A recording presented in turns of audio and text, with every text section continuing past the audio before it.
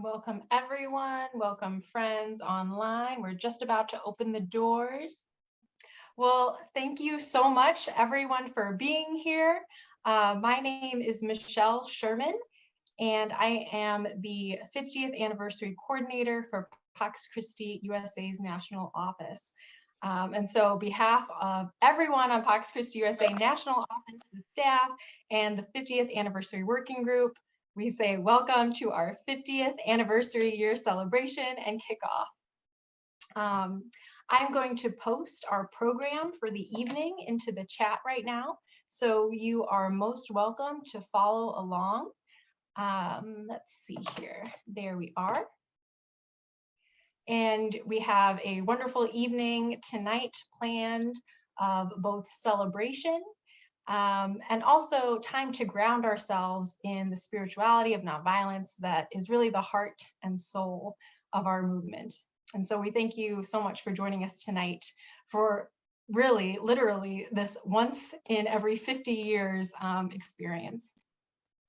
So as you can imagine, many hearts, excuse me, many hearts and hands are part of envisioning a 50-year Jubilee celebration. And so many of those on the working group are on this call tonight, and many who make up the 50th anniversary Honorary Committee are also here.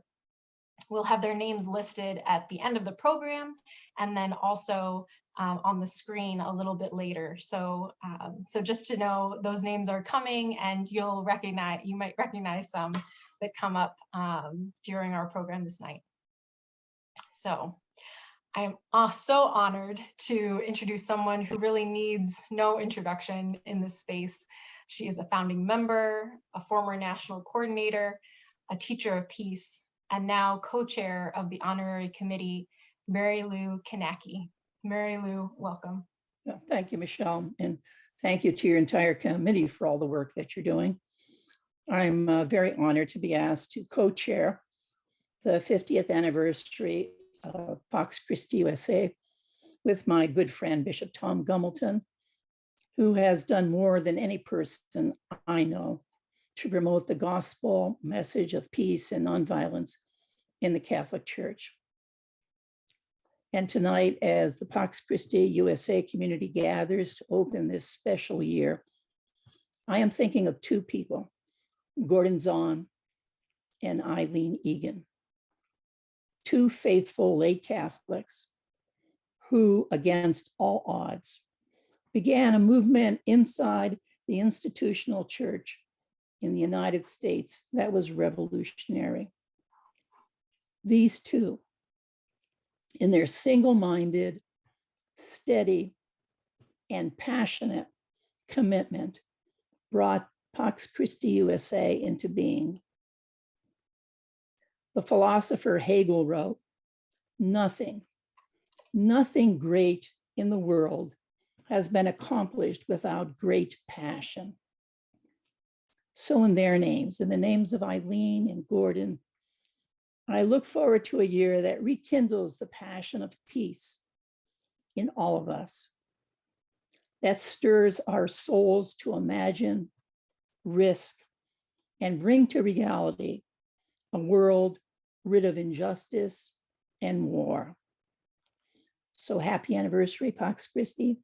Happy New Year, and God bless.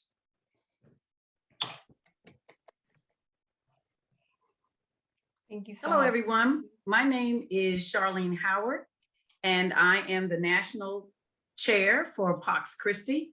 And Michelle and I are so excited to welcome all of you to this 50th anniversary year and our kickoff tonight. This is going to be such a wonderful chance for us to celebrate together in many different ways what the past 50 years have meant to our local communities, our nation, and our faith traditions. Michelle? Yes, Charlene, thank you. It is something for us to celebrate for sure. You know, each one of us, whether we've been a member of Pax Christi for either 5 minutes, 5 days, 5 months, or 50 years has good memories of the successes and challenges that we've shared. This is a time to reflect where we have been, as well as to look forward to where we hope to be in the next 50 years. You know, one of the things that I look forward to and like to celebrate most about celebrations is how each of one of us has something to share. So Charlene, can you tell me what the theme for this anniversary year is? Well, I'm so glad you asked me, because as I'm here working on this little weaving of mine, I'm remembering how in our meetings in the National Council, as we were thinking about a theme that would be fitting for us for this great celebration, the idea of weaving threads of peace for 50 years came to mind. I love that. It's a beautiful image of weaving. You know what, Charlene, can you show that once more to the camera? Beautiful. It's a beautiful image of weaving a tapestry of peace and justice. Each one of us brings our own unique threads. As I work here, I'm not a weaver, but I'm a knitter, so I'm here working on my knitting. Each one of us really brings our unique contribution, our thread, and produces a visual example of our work. Each thread can be woven in hundreds of different ways to bring together a final piece that honors the rich history of our Catholic peace movement. I've been visiting the archives of Pax Christi USA at Marquette University and the University of Notre Dame, and I even found a brochure called Peace Weavings that was published by Pax Christi USA in 1985, around the same time as the Vow of Nonviolence. So this theme of weaving and threads of peace is also a nod back to this Peace Weavings publication. So I guess to continue the conversation, what do you think about this imagery of a tapestry, Charlene? I think it's really great. As I am working on this piece myself, I'm trying to envision our logo. And that is so telling of even what we've done over the past 50 years, that the founders had a vision. They didn't quite know what it was going to look like, but they had the gospel and they had their love of God and they had their teachings of faith and their desire for bringing peace into the world, and pull those things together and like-minded people to try to bring it into being. And it's been 50 years of work, but guess what? There's more to be done and new threads to add, new ways of looking at the world. And as you can see, it will change. But in the end, what we're looking forward to is that larger tapestry of peace, the way God wants us to live our lives in this world as brothers and sisters, as peace being one where everyone's dignity is appreciated and uplifted and valued. That's what the true peace will be about. And so this 50th anniversary not only helps us look back, but helps us to think about, well, what is the pattern ahead? And how can this tapestry really begin to materialize in the ways that we know God is leading us to see it? Amen. When we take time to reflect on where we've been and what we have accomplished and what we hope to achieve in the coming years, I find myself, and I hope that we ourselves communally are filled with renewal and promise. Coincidentally, Pope Francis's message for today, this World Day of Peace, is titled Education, Work, and Dialogue Between Generations, Tools for Building a Lasting Peace. Yes. When I read that, Charlene, I said, wow, what a title and a message that fits with the hope of intergenerational work for peace that Pax Christi has modeled for years. Yes, absolutely. You're so right. And now to deepen our understanding of this theme, beautiful, look at that. And to share about the imagery of weaving as a part of our theme, I'd like to ask Alec McCulloch, former member of PCART and Pax Christi anti-racism team and member of the 50th anniversary working group, to share his insights. Welcome, Alex. Thank you. Blessed New Year, everyone. I'm Alex McCulloch, I have been a member of Pax Christi now 40 years. I joined on the 10th anniversary, learned about Pax Christi from Dave O'Brien, and I served the Pax Christi anti-racism team from 2008 to 2015. And I'm a Catholic theologian. I've devoted my scholarship and activism to addressing white supremacy within the Catholic Church. So I'm delighted to be with you this evening. The reflection that I offer here is adapted from my forthcoming book, Unlearning White Supremacy, A Spirituality for Racial Liberation, that will be published by Orbis Books on June 15th this year. So I'm offering some reflections, reflecting about how do we weave peace in the midst of a violent world? And particularly, how do we connect the past, the present, and what we plan to do in the future? So next slide.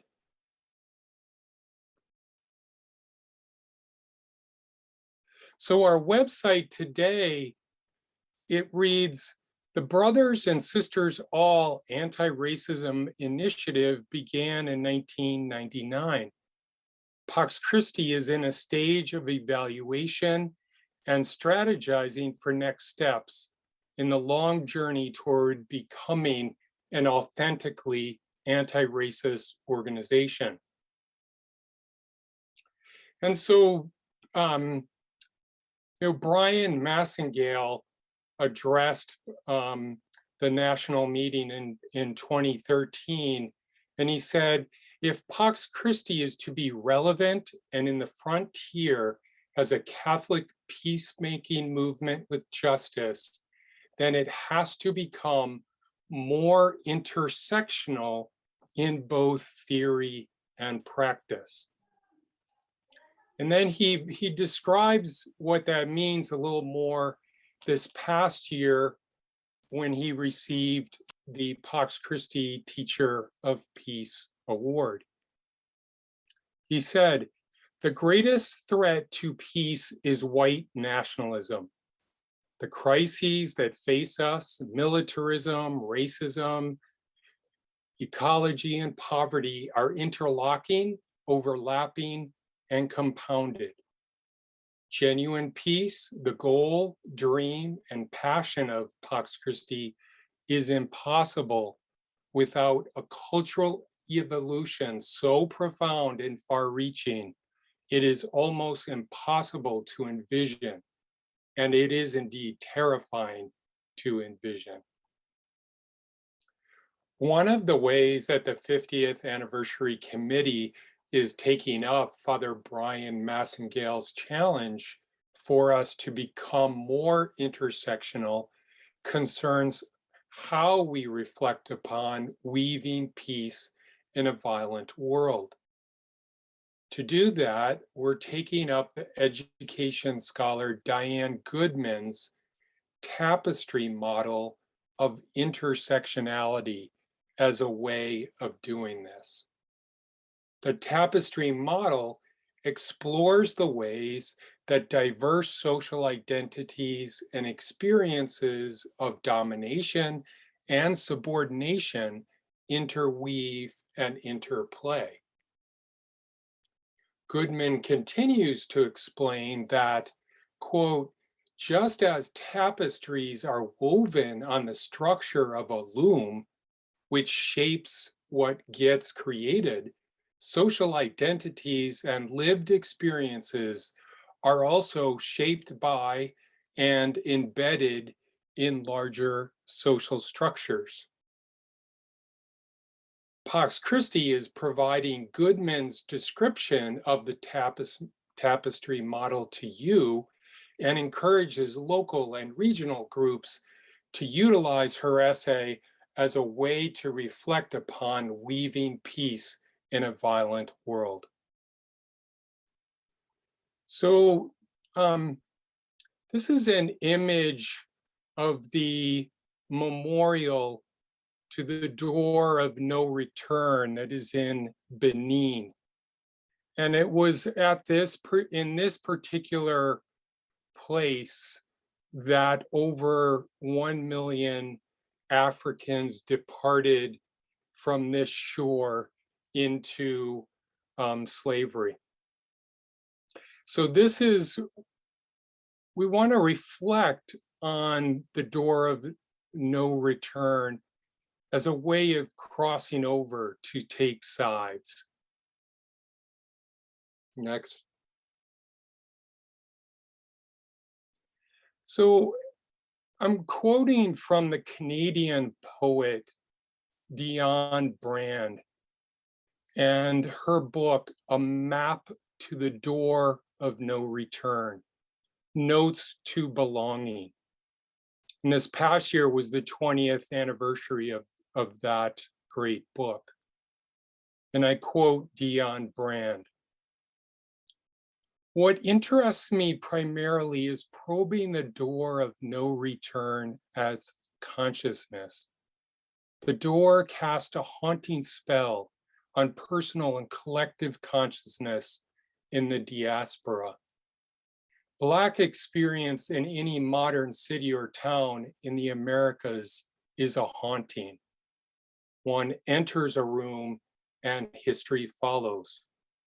One enters a room and history precedes. History is already seated in the chair in the empty room when one arrives. Where one stands in a society seems always related to this historical experience. Where one can be observed is relative to that history. All human effort seems to emanate from this door.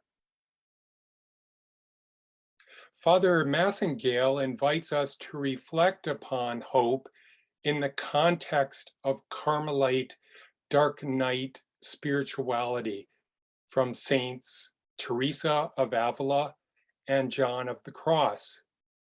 He draws specifically upon the work of Constance Fitzgerald, a member of the Baltimore Carmel, who describes societal dark night as the reality of impasse, that is, the reality in which we can find no way out of ecological devastation, police and vigilante violence, and countless other injustices, including violence against migrants and murder of Black and Indigenous women across this land. Upon receiving the Teacher of Peace Award, he said, "My enslaved ancestors sang, 'We've come this far by faith, leaning on the Lord. Our hope lies not in what is of our doing. Our hope stems from a quiet, deep, even at times dark and obscure trust that the God of Shalom accompanies us, guides us, and will not abandon us.'"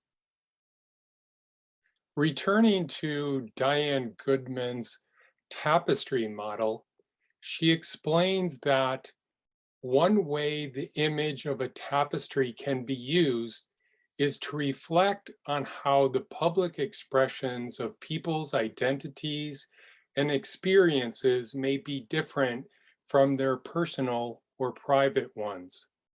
For some people, the front of the tapestry, that is what is shown to the world, might look nice and pretty with many beautiful colors and designs, while the back of the tapestry may be full of knots and loose threads. This side may reveal their internalized superiority or oppression and self-doubts, as well as the stress of trying to exist in situations that are not equitable or inclusive. Next slide.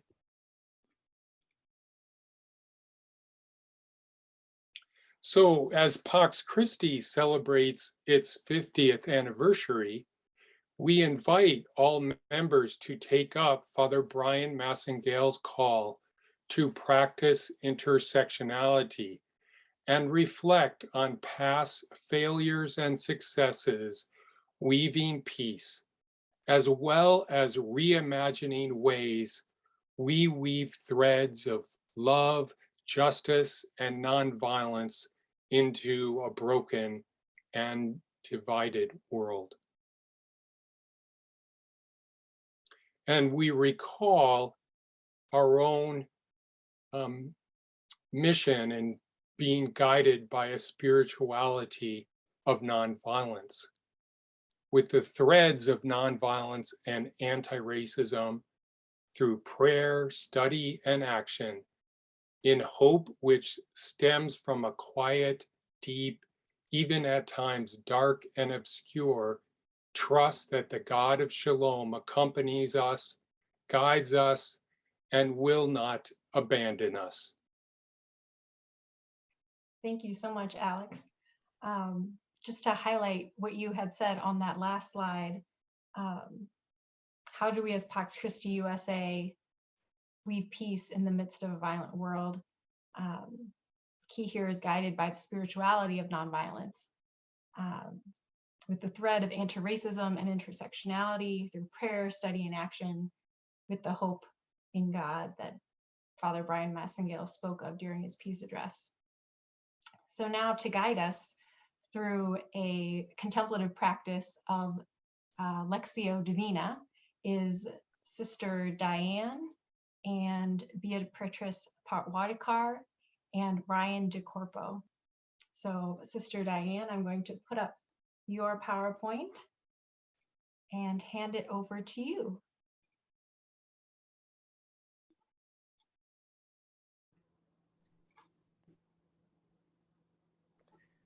We're going to invite you tonight to reflect on Lectio Divina prayer.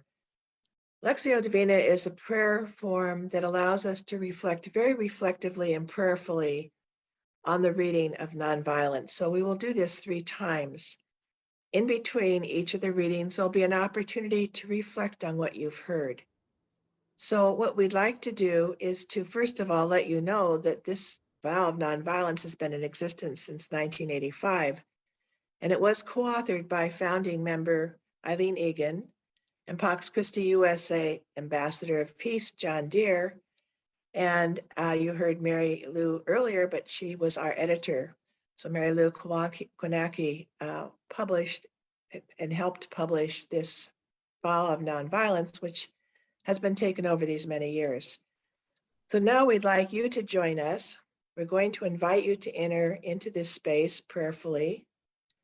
And as you listen to it, what words speak to you? What stands out for you? You'll have an opportunity to hear it 3 times. And after each of the readings, there'll be a short period of quiet and also reflection time. And then you'll hear a second time with an opportunity to reflect on what you've heard and what's speaking to you. And a third time, again, because each time you read it, something else is going to touch your heart. And then the last reading of it, we will invite all of you to do with us together. So let us begin. Recognizing the violence in my own heart, yet trusting in the goodness and mercy of God, I vow for 1 year to practice the nonviolence of Jesus, who taught us in the Sermon on the Mount. Blessed are the peacemakers, for they shall be called the sons and daughters of God. You have learned how it was said, you must love your neighbor and hate your enemy. But I say to you, love your enemies and pray for those who persecute you. In this way, you will be daughters and sons of your Creator in heaven. I vow to carry out in my life the love and example of Jesus by striving for peace within myself and seeking to be a peacemaker in my daily life, by refusing to retaliate in the face of provocation and violence, by persevering in nonviolence of tongue and heart. Our next slide. By living consciously and simply so that I do not deprive others of the means to live, by actively resisting evil and working nonviolently to abolish war and the causes of war from my own heart and from the face of the earth. God, I trust in your sustaining love and believe that just as you gave me the grace and desire to offer this, so you will also bestow abundant grace to fulfill it. So what word or phrase stays with you after the first reading of this vow? Imagine that word as a single thread in our tapestry of peace.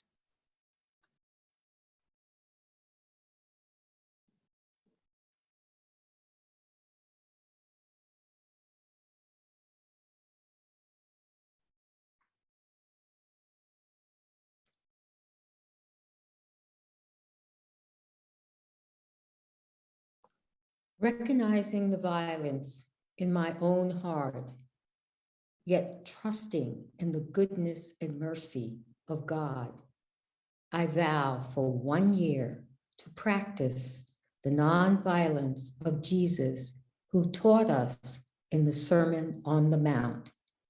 Blessed are the peacemakers, for they shall be called the sons and daughters of God. You have learned how it was said, you must love your neighbor, hate your enemy.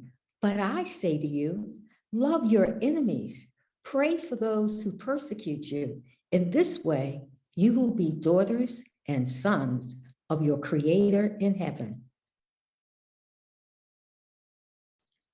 I vow to carry out in my life the love and example of Jesus by striving for peace within myself and seeking to be a peacemaker in my daily life, by refusing to retaliate in the face of provocation and violence, by persevering in nonviolence of tongue and heart,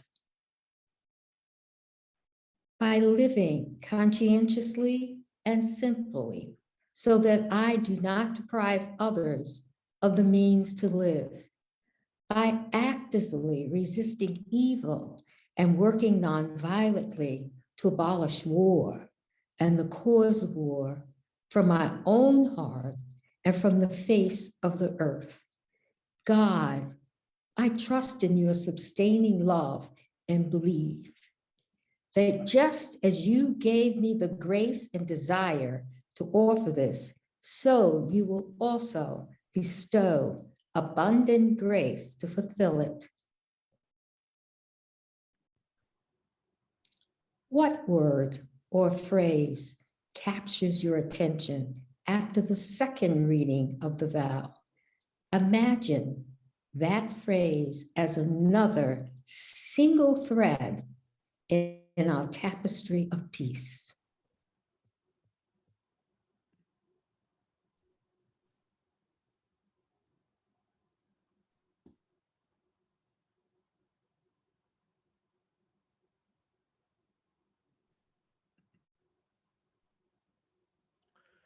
Recognizing the violence in my own heart, yet trusting in the goodness and mercy of God, I vow for 1 year to practice the nonviolence of Jesus, who taught us in the Sermon on the Mount.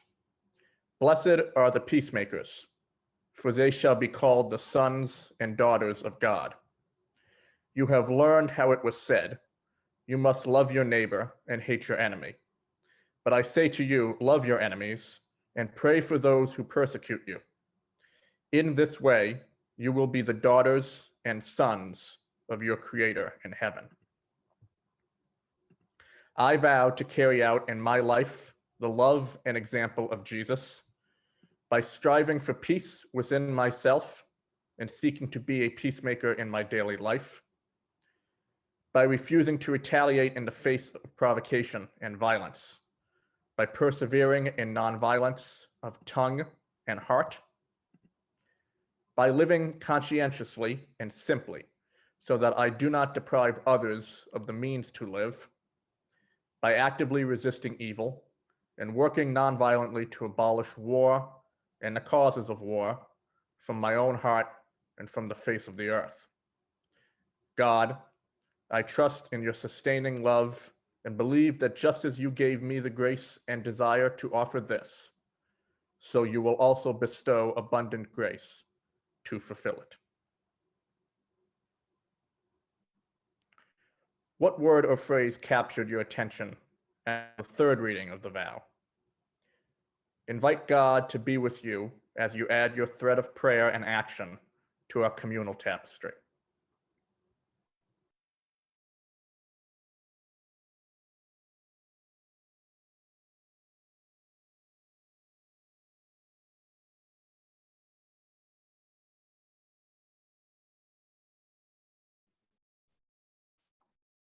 We will now pray the vow together.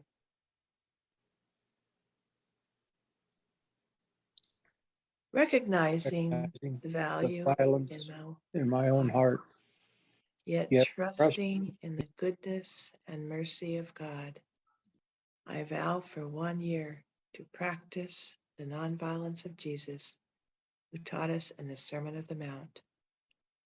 Blessed are the peacemakers, for they shall be called the sons and daughters of God. You have learned how it was said, you must love your neighbor and hate your enemy. But I say to you, love your enemies and pray for those who persecute you. In this way, you will be daughters and sons of your Creator in heaven. I vow to carry out in my life the love and example of Jesus by striving for peace within myself and seeking to be a peacemaker in my daily life, by refusing to retaliate in the face of provocation and violence, by persevering in nonviolence of tongue and heart, by living conscientiously and simply so that I do not deprive others of the means to live, by actively resisting evil and working nonviolently to abolish war and the causes of war from my own heart and from the face of the earth. God, I trust in your sustaining love and believe that just as you gave me the grace and desire to offer this, so you will also bestow abundant grace to fulfill it.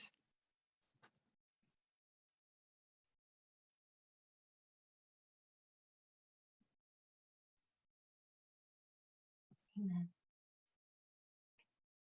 Thank you, Sister Diane, Beatrice, and Ryan for leading us through a recommitment for some. For some might be taking this vow for the first time. And so doing this in community and grounding ourselves in this vow, this commitment, as the start of our 50th anniversary year is really such a cornerstone of who we are as Pax Christi USA. And as you know, our threefold model of being peacemakers in the world is prayer, study, and action. So now I'm going to invite Kathy O'Leary, who is the regional coordinator of Pax Christi New Jersey, to talk to us about study and acting, some opportunities from today, and then also a exciting program that she's going to lead for an art project this year.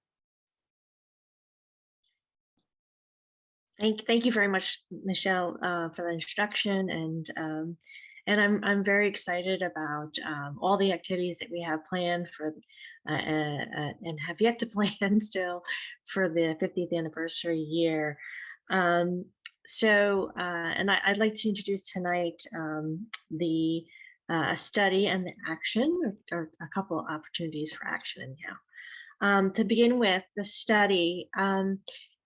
Pope Francis has written a beautiful World Day of Peace address, which in some ways feels like it was written for us.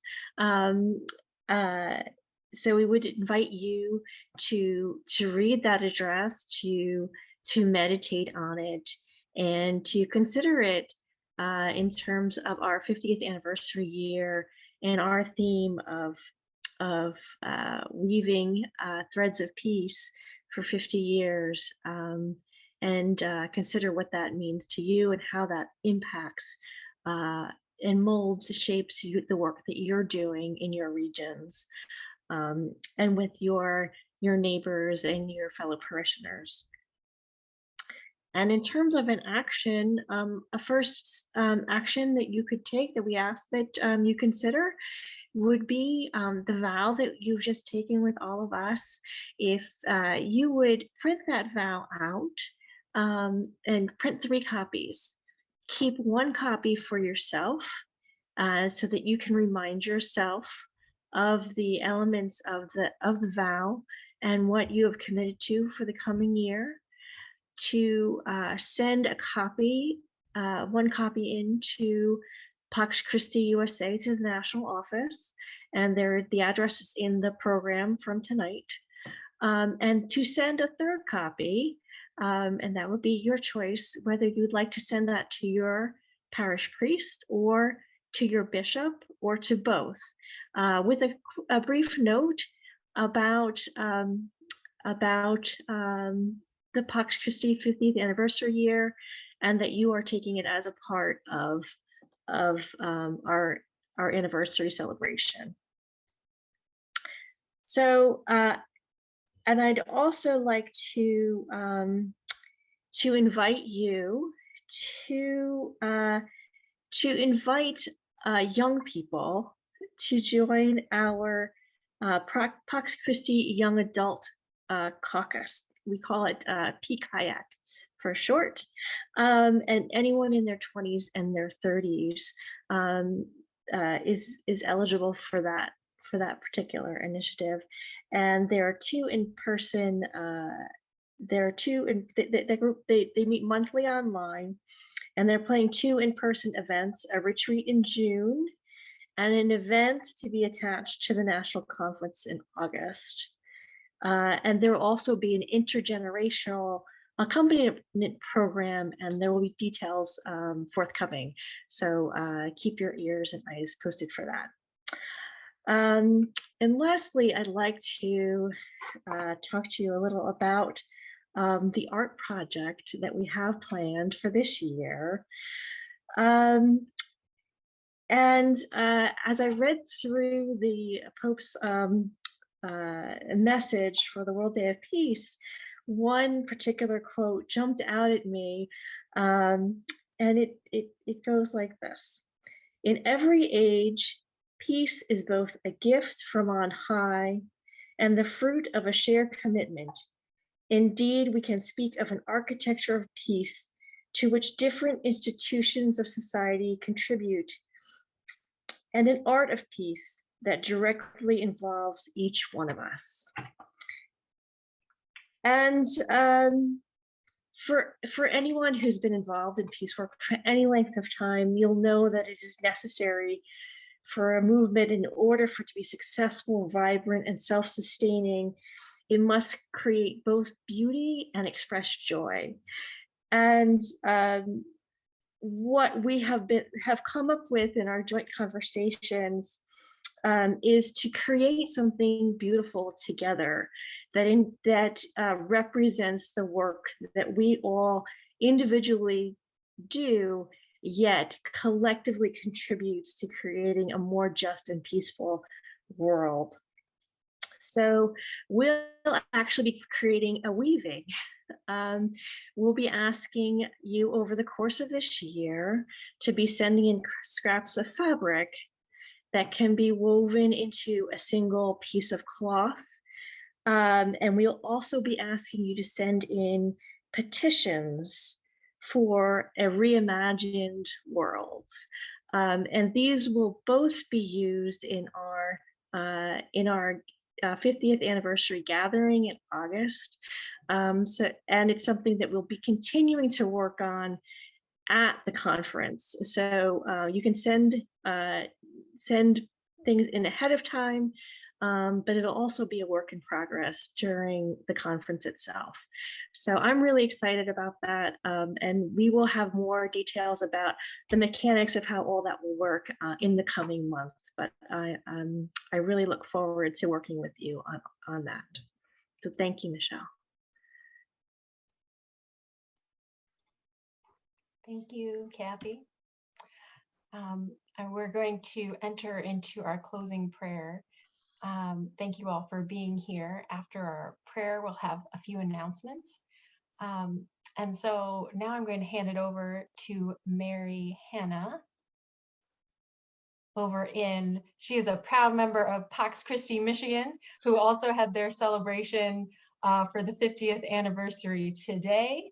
And so Mary, will you lead us through a reading from Pope Francis's address today? And then when you lead us through the closing prayer, I'll put that up on the screen. Great. Thanks, Mary. This is a reading from the Dialogue Between Generations, Education and Work, Tools for Building Lasting Peace, the message of Pope Francis for the 55th World Day of Peace today. Dialogue entails listening to one another, sharing different views, coming to agreement, and walking together. Promoting such dialogue between generations involves breaking up the hard and barren soil of conflict and indifference in order to sow the seeds of a lasting and shared peace. Great social challenges and peace processes necessarily call for dialogue between the keepers of memory, the elderly, and those who move history forward, the young. Each must be willing to make room for others and not to insist on monopolizing the entire scene by pursuing their own immediate interests, as if there were no past or future. If, amid difficulties, we can practice this kind of intergenerational dialogue, we can be firmly rooted in the present, and from here, revisit the past and look to the future. To revisit the past in order to learn from history and heal old wounds that at times still trouble us. To look to the future in order to nourish our enthusiasm, cause dreams to emerge, awaken prophecies, and enable hope to blossom. Together, we can learn from one another. For without roots, how can trees grow and bear fruit?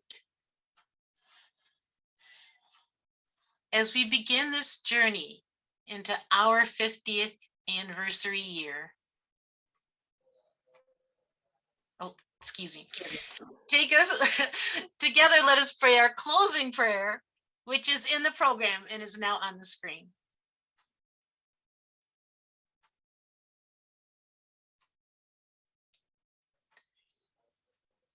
As we begin this journey into our 50th anniversary year, make us weavers of peace, taking up the threads of peacemakers who've gone before, adding our own contributions with creativity, and making space for more to join this tapestry. Keep us firmly rooted in the present, and from here, revisit the past and look to the future. Guide us with clarity of vision to revisit the past in order to learn from the history and heal old wounds that at times still trouble us. Be with us as we look to the future to nourish our enthusiasm, cause dreams to emerge, awaken prophecies, and enable hope to blossom, so that together we can learn from one another and continue the work of peace, justice, mercy, and love that restores. We ask all of this through our brother, Jesus. Amen.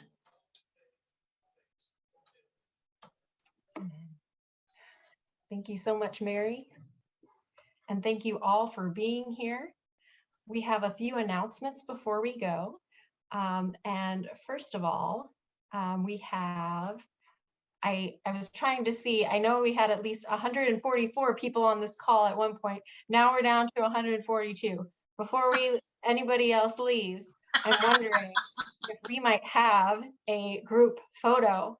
So what I'm going to invite you to do, don't worry about what you see on your screen, if it's gallery view or if it's speaker view. Lauren, who is our national field coordinator at Pax Christi USA, is going to be taking, scrolling through and just taking a group photo of all of us. So, so I invite you to put on your best smile. And if you can even do 50 for 50, or you can just say Pax Christi USA. So Lauren, are you ready? I think so. If everybody could hold it for like 5 seconds so I can get through all 6 pages, that would be perfect. Thank you.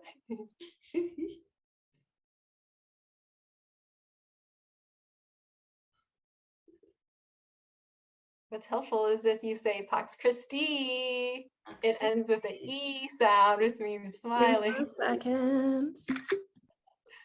Last one. Beautiful. Thank you.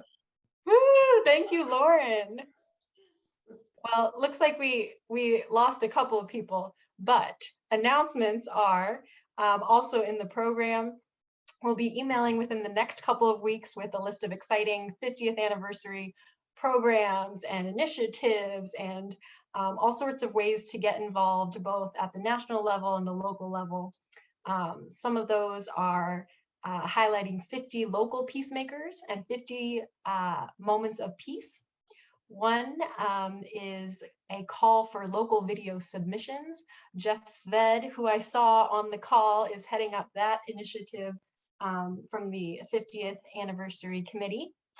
Also, the registration for the National Conference, which returns and is in person August 5th to the 7th, 2022, is going to be opening within the next couple of weeks, so keep an eye out for that. And the PKAC Pax Christi Young Adult Caucus Mentoring Program will be opening soon too.